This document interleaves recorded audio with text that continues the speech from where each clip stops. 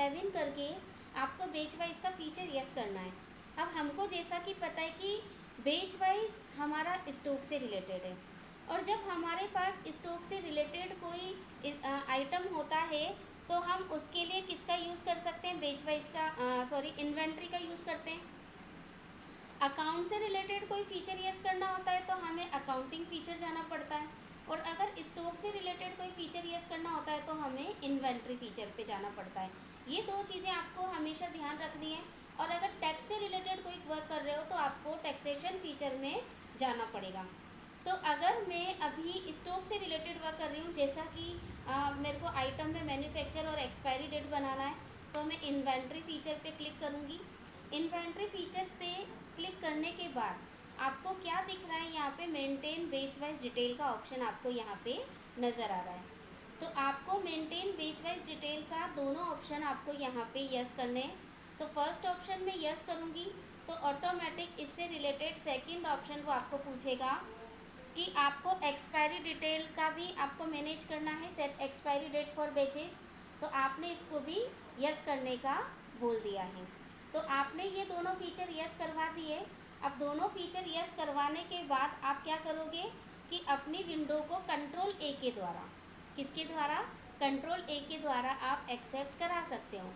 हम एक और कौन सा फीचर यस करवा सकते हैं, यहाँ पे आप बता सकते हैं मुझे ज़रा, हम एक और कौन सा फीचर यस करवा सकते हैं जो हमें यहाँ पे काम आ सकता है, कोई मुझे आइडिया दे सकता है। यहाँ पे हम यस करवा सकते हैं multiple location, that means godown. कोई कैटेगरी बताता है तो हम कैटेगरी भी बता सकते हैं, ठीक है ना। तो हमें गोडाउन भी बता सकते हैं हम, और कैटेगरी भी बता सकते हैं। तो यहाँ पे हम इन दोनों फीचर को भी एक्टिवेट करवा सकते हैं। मैंने अभी कैटेगरी ना करके ओनली गोडाउन यस कर दिया ताकि मेरे को ये आगे जाके काम आएगा। तो मैंने मैम इसका ट्रैकिंग एक्सेप्ट कर लिया है। नंबर भी हो सकता है ना, हाँ जी, ट्रैकिंग नंबर भी यस हो सकता है ना। हाँ हाँ बिल्कुल। आप, मैं कह रही ट्रैकिंग नंबर का भी जरूरत नहीं पड़ेगा क्योंकि अपन डायरेक्ट वाउचर पे एंट्री कर रहे हैं। Tracking number okay. तब काम आता है जब हमें केवल स्टॉक से रिलेटेड इन्वेंट्री वाउचर पे काम करना होता है और हमें उसका बिल नहीं बनाना। अभी तो हम डायरेक्टली बिल बना रहे हैं ना, इसलिए हम अभी ट्रैकिंग नंबर को यस नहीं कर रहे हैं। वैसे हम करा सकते हैं क्योंकि ट्रैकिंग नंबर लिखने के बाद वो बिल के रूप में नहीं लेता है आपको, ठीक है ना, वो पेंडिंग ही बताता है। तो आपको ओके मैम। है ना, क्योंकि ट्रैक कर रहे हैं ना आइटम, मतलब अभी तक पहुंचा नहीं है, इस तरीके का हो जाता है। अभी देखिएगा कि मैंने इन्वेंट्री फीचर पे जाके ये तीन ऑप्शन यस करवा दिए हैं, बेच वाइज डिटेल और बेच वाइज डिटेल के दोनों आगे, और गोडाउन यस करवा दिया। तो ये तीनों फीचर यस करवा, आप क्या देख रहे हैं कि अब हमें स्टॉक बनाना है। ये सबसे छोटा टॉपिक है और अच्छा टॉपिक है, तो पूरा करके ही आप जाइएगा। तो इन्वेंट्री इन्फो पे जाके मैं स्टॉक पे जाऊंगी। अब मैं स्टॉक बना रही हूँ, तो स्टॉक बनाते समय आप देखिएगा कि आप दो चीज़ें कर सकते हो, या तो आप ओपनिंग डाल सकते हो पिछले साल का स्टॉक हो तो, या तो आप उस स्टॉक को परचेज कर सकते हो पहले ही। मैं फ़िलहाल ओपनिंग पे बेच वाइज बनाना सिखा रही हूँ, उसके बाद मैं आपको परचेज पे बेच वाइज यूज़ करना सिखाऊंगी। पहले मैं स्टॉक पे कैसे सेट करना है वो दिखा रही हूँ। एक चीज़ आपको ध्यान रखनी, बना रहे हो तो आपको फाइनेंशियल ईयर देखना पड़ेगा अगर आप ओपनिंग डाल रहे हो तो, क्योंकि कई बार ऐसा प्रॉब्लम मेरे सामने भी क्रिएट हुआ और स्टूडेंट की भी आते हैं इशू कि हमें ये फाइनेंशियल ईयर हम देखते नहीं हैं। ये जो फाइनेंशियल ईयर आपको नज़र आ रहा है उन फाइनेंशियल ईयर को हम देखते नहीं हैं और हम अपनी मर्ज़ी से कोई भी डेट डाल देते हैं। तो अगर आप अपने अकॉर्डिंग कोई भी डेट डालते हो तो फिर आगे जाके आपको प्रॉब्लम क्रिएट हो जाती है। तो इसीलिए आपको अपनी कंपनी का फाइनेंशियल ईयर देखना है। मैं आपको बताऊंगी कि कैसे प्रॉब्लम क्रिएट होती है। आप स्टॉक आइटम पे जाएंगे, स्टॉक आइटम पे जाने के बाद आप यहाँ देखिएगा कि आपको यहाँ सिंगल स्टॉक दिख रहा है। मैं भी सिंगल स्टॉक का यूज़ करूँगी, तो यहाँ पर हम सिंगल स्टॉक पे क्लिक करेंगे। तो सिंगल स्टॉक पे क्लिक करने के बाद आप देखिएगा कि यहाँ पे स्टॉक आइटम में बना रही हूँ। अब ऐसा प्रोडक्ट बनाऊँगी जो अपना क्या हो सकता है, एक्सपायरी हो सकता है, यानी कि खाने की चीज़ें होती है, कॉस्मेटिक्स होते हैं, ये चीज़ें एक्सपायर होती है। अब ऐसा तो नहीं कहेंगे कि मोबाइल 4 दिन में एक्सपायर हो गया या मोबाइल साल भर में एक्सपायर हो गया, ऐसा नहीं होता है।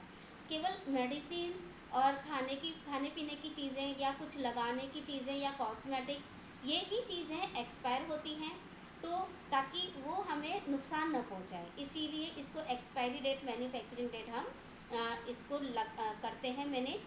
तो यहाँ पे अगर मैं बात करती हूँ, पहले फूड आइटम बनाती हूँ। फूड आइटम में मैंने एक सिंपल आइटम ले लिया, अमूल की ब्रेड ले लेती हूँ एक में। तो मैंने अमूल की एक ब्रेड ले लिया। तो अमूल का जो ब्रेड है अंडर ग्रुप में ब्रेड में रख दूँगी, आपको पता है ये। तो अंडर ग्रुप मैंने ब्रेड यहाँ पर इसको इंसर्ट कर दिया है। उसके बाद आपको यहाँ NOS लिखना पड़ेगा। तो NOS लिखने के बाद आप यहाँ पे फॉर्मल नंबर, तो NOS का पूरा फॉर्मल नंबर क्या होता है, नंबर्स होता है। तो आप यहाँ नंबर यूज़ कर सकते हैं, ठीक है। अब यहाँ देखिएगा मल्टीपल मैंने आपको पहले ही बता दिया, अल्टरनेट यूनिट्स में आपको बता चुकी हूँ। तो आपको मैं बाद में एक बार रिवाइज़ करा दूँगी। फ़िलहाल मैं इसको नॉट अप्लीकेबल कर रही हूँ, इसको यूज़ नहीं कर रही हूँ। आप यहाँ क्या देख रहे हैं कि यहाँ पे आपको क्या दिख रहा है, एक ऑप्शन यूज़ मेंटेन इन बेचेस, ये ऑप्शन दिख रहा है आपको। तो मेंटेन इन बेचेस का क्या काम होता है कि आपको इसको यस करना पड़ेगा। क्या करना पड़ेगा, इसको यस करना पड़ेगा। तो मेंटेन इन बेचेस को मुझे क्या करवाना है, यस करवाना है।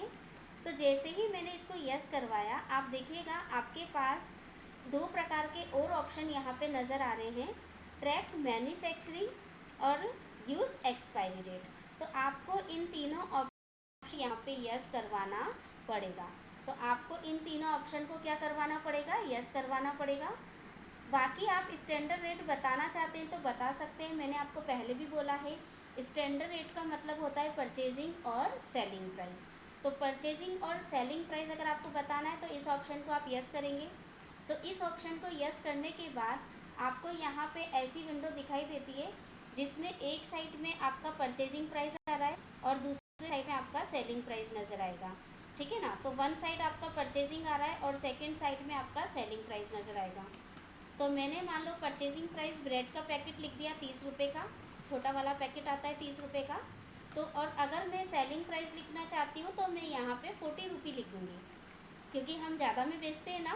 तो 30 रुपये का आता है, हमको पता है कि मैंने जब ख़रीदा फैक्ट्री से तो मेरे को वो 30 रुपये का पड़ा, और या किसी से ख़रीदा मैंने बाहर से माल तो मेरे को वो 30 का पड़ा, और जब मैं उसको बेचूंगी तो थोड़ा तो प्रॉफिट कमाऊँ, तो मैंने उसको फिर 40 में सेल आउट कर दिया, ठीक है। तो इस तरीके से मैंने रेट बता दिया है यहाँ पे। तो यहाँ मैंने इसको एक्सेप्ट कर लिया है, बाकी अभी कुछ भी यस नहीं करना है। नीचे आना है डायरेक्ट ओपनिंग बैलेंस पर। हम डायरेक्ट ओपनिंग बैलेंस डालते हैं कि साल का, लास्ट ईयर का हमारे पास कितना स्टॉक पड़ा हुआ है। मैंने आपको पहले भी बोला था कि ओपनिंग चाहे वो कैश बैंक का हो, चाहे कोई सी भी लेजर का हो, चाहे स्टॉक का हो, वो हमेशा लास्ट ईयर का ही काउंट करता है। तो आपको लास्ट ईयर का ओपनिंग डालना है। तो लास्ट ईयर का ओपनिंग डालने में मैंने 50 नोस लिख दिया। 50 नोस मेरे पास ब्रेड रखा हुआ है पहले का, पिछले साल का। तो अब यहाँ पे आप देखिएगा क्या पूछा जा रहा है, लोकेशन। लोकेशन डेट मीन्स क्या होता है, गोडाउन, कि आपको यहाँ पे गोडाउन पूछा जाएगा, यानी कि लोकेशन पूछा जा रहा है। तो मैं ओल्ड सी करके, क्या बना के, ओल्ड सी करके यहाँ पे गोडाउन बना लेती हूँ, वेयर हाउस। तो यहाँ पे मैंने वेयर हाउस का गोडाउन बनाया है ओल्ड सी करके, क्योंकि मेरा जो स्टॉक है वो वेयर हाउस में। मैं फ़िलहाल एक ही गोडाउन मेंटेन करूँगी, दो गोडाउन मेंटेन नहीं करूँगी। 2-3 गोडाउन मेंटेन करना मैं पहले सिखा चुकी हूँ। यहाँ पे बेच नंबर आ रहा है, बहुत मेन चीज़ है। कोई भी प्रोडक्ट होता है तो उसका बेच नंबर होता है। आप कोई भी प्रोडक्ट देखेंगे, अभी फ़िलहाल मेरे पास कुछ है नहीं, बाकी मैं बताती आपको कि हर एक प्रोडक्ट में पीछे उसका बेच नंबर लिखा होता है। तो मैं अभी यहाँ अपने मन से बेच नंबर लिखती हूँ, फिर सेकंड वीडियो में मैं आपको बताती हूँ कि किस तरीके से दिखाई देगा प्रोडक्ट में। तो यहाँ देखिएगा कि आप बेच नंबर लिख दिए हैं MT001। तो मैंने यहाँ बेच नंबर MT001 लिख दिया है। और यहाँ पे मैन्युफैक्चरिंग, अब ध्यान दीजिए कि यहाँ की मैन्युफैक्चरिंग मेन होती है कि बना कर रहे हैं। अब पिछले साल का है, डेट मीन्स ये लास्ट ईयर ही बना होगा। तो इसका जो मैन्युफैक्चरिंग है मैंने लिखा है 1/12 में, मान लो ये बना है, कौन से ईयर में बना है, 2020 में ये मैन्युफैक्चर हुआ है। क्योंकि लास्ट ईयर का मैं क्लोजिंग बता रही हूँ, इसलिए मैं ये वाली बात कर रही हूँ, मेरे को 12 लेना ही पड़ा। तो लास्ट ईयर ये पड़ा 20 में, या मैं लास्ट ईयर का जनवरी भी ले सकती हूँ, क्योंकि अपना मार्च तक होता है फाइनेंशियल ईयर, ठीक है ना। Last year financial year March तक हो सकता है, तो मैं यहाँ जनवरी भी ले सकती हूँ। तो मैंने यहाँ पे जनवरी ले लिया मान लो, तो मैं जनवरी 2021 में ये मैन्युफैक्चर हुआ है। और अब ये एक्सपायर कब होगा, तो मैंने ये बता दिया कि जब ये जनवरी 2021 में मैन्युफैक्चर यानी कि बना है, तो ऑब्वियसली ये 6 मंथ्स लमसम तो हर चीज़ चलती है, मतलब 6 मंथ्स तो चलेगी आपकी चीज़ें। तो आप क्या करोगे कि उसका एक्सपायरी बताओगे।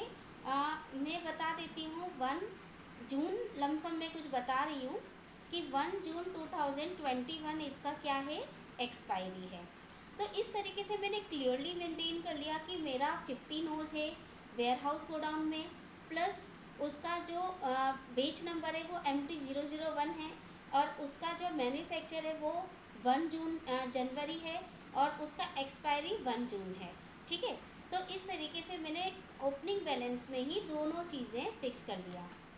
ऑब्वियसली मुझे रेट तो बतानी पड़ेगी कि मेरा परचेजिंग प्राइस क्या है लास्ट ईयर का।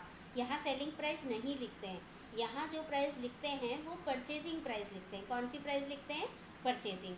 तो लास्ट ईयर का मैं परचेजिंग प्राइस 30 रुपीज़ लिख देती हूँ, क्योंकि मैंने वहाँ पर भी 30 रुपीज़ लिखा था। तो आपको यहाँ पे कोई प्रॉब्लम, इस वाली वीडियो में कोई दिक्कत आपको, अगर आपको कोई प्रॉब्लम है, ये मेरा पूरा एक स्टॉक मेंटेन हो चुका है, आप अच्छे से देख सकते मैम हैं। यहाँ पे आपने जो बेच वाइज लिखा, हाँ जी, बेच वाइज जैसे आपने 15 नोज लिखे थे, हाँ जी, तो 15 नोज यानी 50 आइटम का बैच नंबर तो अलग अलग ही रहेगा ना। 50 नोज बेच नंबर अलग अलग नहीं होता, जैसे कि कई बार एक जैसे बेच के 50 नोज हैं, अगर मेरे को बेच नंबर अलग अलग मेंशन करना है तो भी मैं यहाँ कर सकती हूँ। देखो कैसे, अगर मुझे मान लो कि 50 नोज पूरे के पूरे एक बेच में नहीं है, गोडाउन में एक ही मेंटेन कर रही हूँ, मान लो एक बेच में मेरे 25 नोज हैं, क्लियर। एक बेच में मैंने 25 नोज डाल दिए, 50 तो मेरा ओपनिंग है, मैंने क्या एक ही बेच में मेंटेन कर दिया था सबको। तो अब मैं वापस, अच्छा अच्छा, है ना, अब मैं दोबारा भी बना लेती हूँ, ऐसा कर लेती हूँ। ठीक है, ठीक है हाँ ना, ठीक एक सेकेंड रुको, मैं ठीक है। बना लेती हूँ। यानी कि आप क्वांटिटी में फंड डालते हैं तो फिर बिल्कुल वो 50 बिल्कुल, मैं मांगेगा। क्वांटिटी चेंज कर दूंगी, हाफ उधर का डाल दिया और हाफ नीचे डाल दूंगी। अब मैं बना लेती हूँ। ठीक। इसका मैन्युफैक्चर मैंने फरवरी 2021 कर दिया सेकंड पेज का, और इसका मैंने जुलाई 2020 एक्सपायरी कर दिया। रेट सिमिलर रहेगी 30। तो इस तरीके से हम मल्टी पेज भी डिफाइन कर सकते हैं अगर ओपनिंग बैलेंस में है तो। बाकी बनाते समय तो हम कर ही सकते हैं, बनाते समय यानी कि परचेज करते समय तो मैं कितने भी डिफ़ाइन कर सकती हूँ, बाकी ओपनिंग में भी आप इस तरीके से अलग अलग डिफ़ाइन कर सकते हैं। ठीक है, तो मैंने यहाँ 2 बेच डिफ़ाइन कर लिए हैं। तो ये वाला चीज़ आपका कौन सा कंप्लीट हो गया, बेच वाइज डिटेल का आपके पास आइटम यहाँ पे तैयार हो गया। तो आपको इस आइटम में कोई प्रॉब्लम अभी तक, ये बेच भी मैंने 2 बना दिए, यहाँ तक क्लियर है सब आपको। मैम अब आपने ये स्टैंडर्ड रेट के बाद में किस ऑप्शन पे गई थी जो वो विंडो ओपन हुई थी आपकी? मैंने बस ओपनिंग पे क्लिक करा ना, तो ओपनिंग पे जाने के बाद ही मेरे पास वो विंडो ओपन हुई है। आज यानी कि आपने पहले इसको सेव कर दिया, फिर वो ऑल्टर एंटर से ओपन करते ही, हाँ, मैंने क्या नहीं, है मैं ना? तो बनाना सिखा रही हूँ ना, मैं डायरेक्टली बना रही हूँ, अभी परचेज नहीं अच्छा, करा मैंने। अभी तो मैंने केवल हाँ स्टॉक बनाना सिखाया है हाँ, ना। मतलब कुछ मॉडिफाई करके ही स्टॉक डलेगा ना, वैसे तो डलता नहीं क्योंकि। हाँ, तो इसमें क्या है, मैं ओपनिंग वाला आपको बीच में सिखा रही हूँ ना, इसलिए मैंने ठीक है, ओपनिंग का पहले स्टॉक बनाया है। हाँ अब ठीक अब मैं आगे की एंट्री में इसका परचेज और सेल करना दिखाऊंगी। या तो हम परचेज कर लेंगे या हम इसको सेल कर लेंगे, लेकिन ओपनिंग बैलेंस है तो हमें सेल करना ही बेनिफिट है। तो अभी मैं आपको नेक्स्ट सेल करना इसको सिखा रही हूँ।